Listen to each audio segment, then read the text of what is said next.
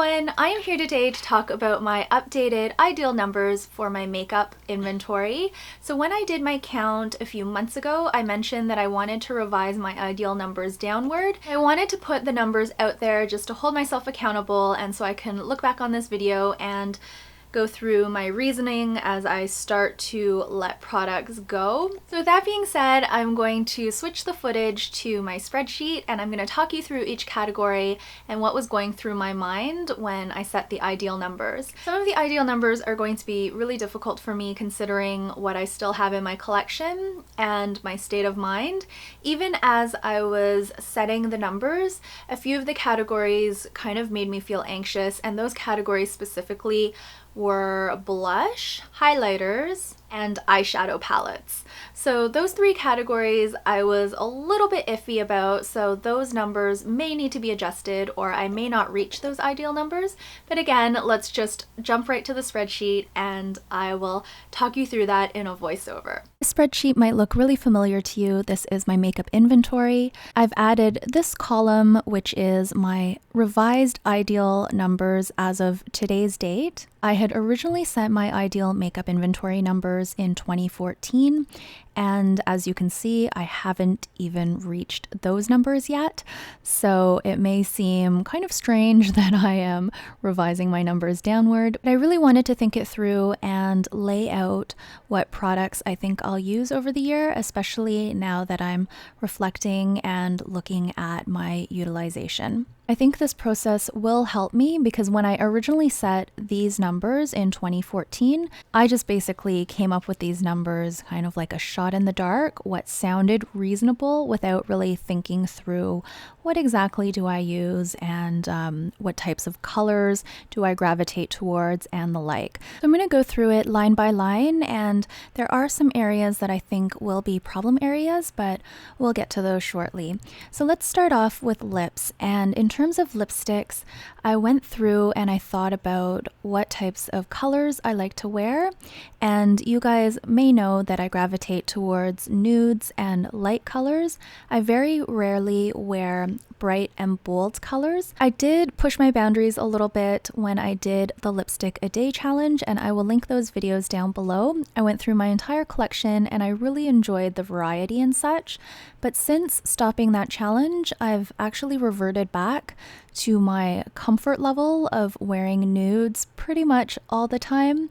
So I'm thinking I don't need too many brights.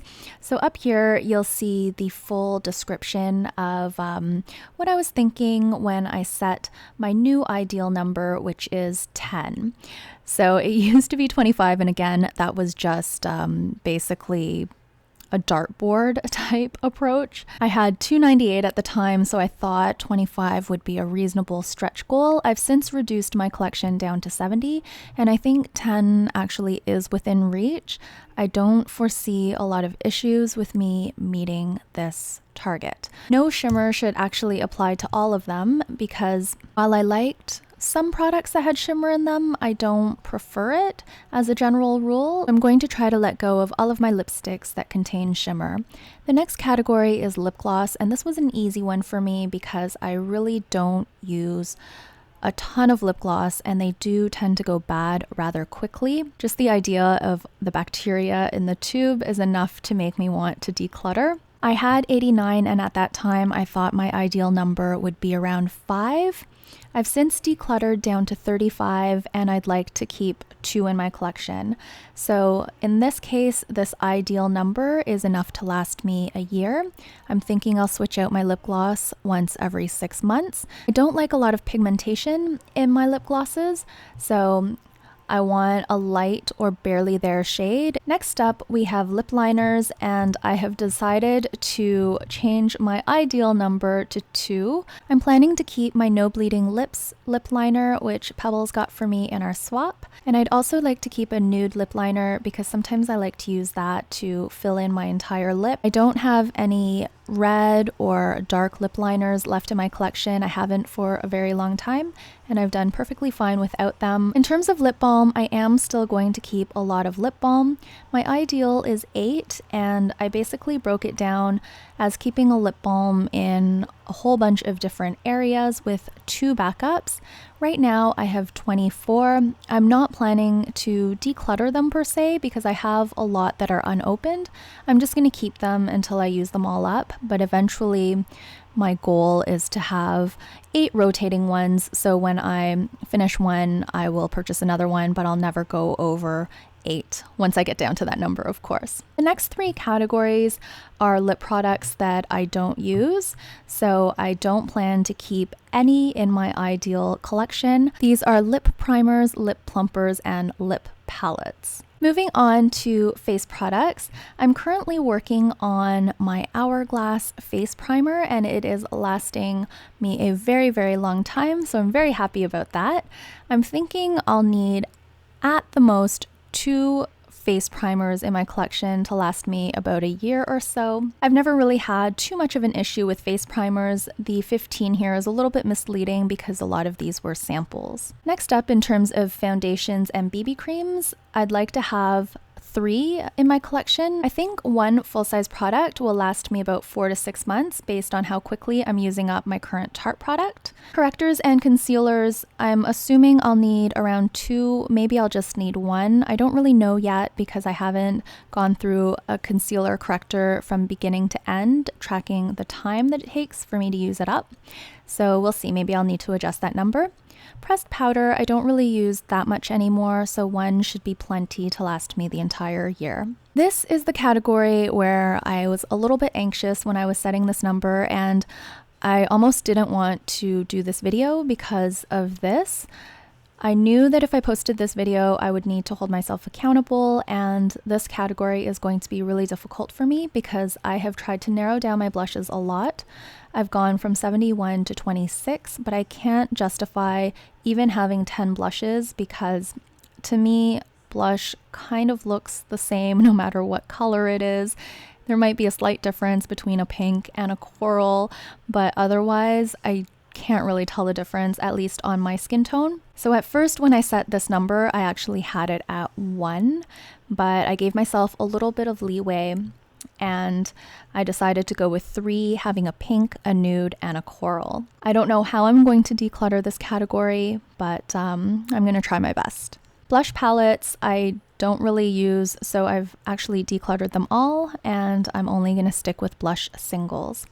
In terms of bronzers, I'd like to have 1 left in my collection. This is the other category that I'm having a really difficult time with because I have a few highlighters that I really love. I have 8 currently, but realistically, I only need 1. I really don't highlight that much, and again, all highlighter to me looks the same on my skin. Maybe I could stretch this up to 2, have a cool tone and a warm tone, so maybe I will do that. But I really can't justify more than 2. So I'm going to be struggling with this category as well. In terms of illuminators, these are products that I mix in with my foundation and BB cream to give myself a little bit of a glow. I'm going to keep 1 in my collection. I do like to use these, and I am currently using 1 every single day. I don't use setting sprays or prep sprays, so my ideal collection no longer contains any of these products. Moving on to eye makeup. This was a surprise to me. I actually no longer use eyeshadow primer.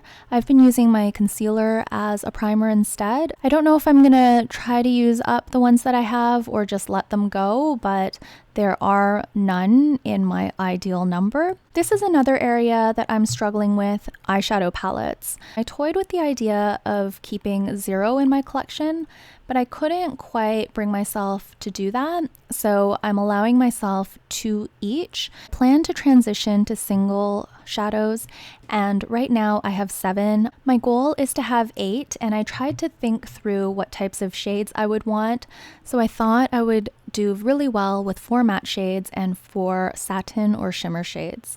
I don't really play around with my looks very often. I have 1 eye look that is my go-to that I think suits me really well, so I'd like to just stay with that look. In terms of eyeliner, I do not use eyeliner day to day. I am going to keep 3 3 on hand, a black, a brown, and also a light one for my waterline.